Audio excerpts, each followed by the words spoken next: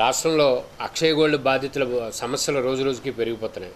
ఇప్పటికి దాదాపుగా 16 నుంచి 17 లక్షల మంది అక్షయ గోల్డ్ బాధితులు ఈ రాష్ట్రం మీద రోడ్డెక్కున్నారు.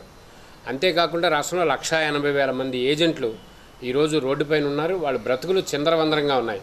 దాదాపుగా 200 మంది ఏజెంట్లు ఇప్పటికే చనిపోయారు, ఆత్మహత్య చేసుకున్నారు. రాష్ట్ర ప్రభుత్వం స్పందించమని కోరుతున్నాం. రాష్ట్ర ప్రభుత్వం ఈ కేసును త్వరగా దర్యాప్తు చేసి అటు బాధితులకి ఏజెంట్లకి న్యాయం చేయమని కోరుతున్నాం.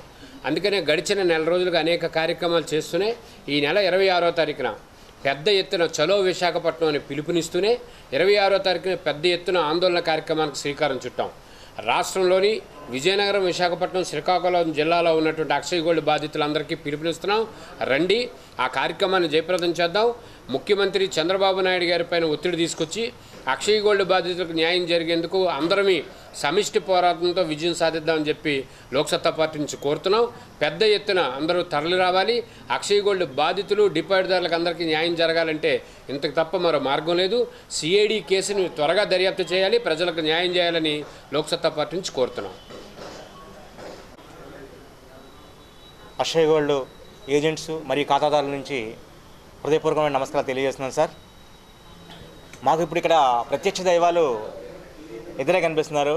ఒకటి లోక్సత్తా పార్టీ రాష్ట్ర కార్యదర్శి బీసెట్ బాబ్జీ గారు, రెండవది మీడియా మిత్రులు. మిమ్మల్ని మనస్ఫూర్తిగా అందరు ఏజెంట్ల తరపు నుంచి ఖాతాదారులను కోరుకుంటున్నాను సార్.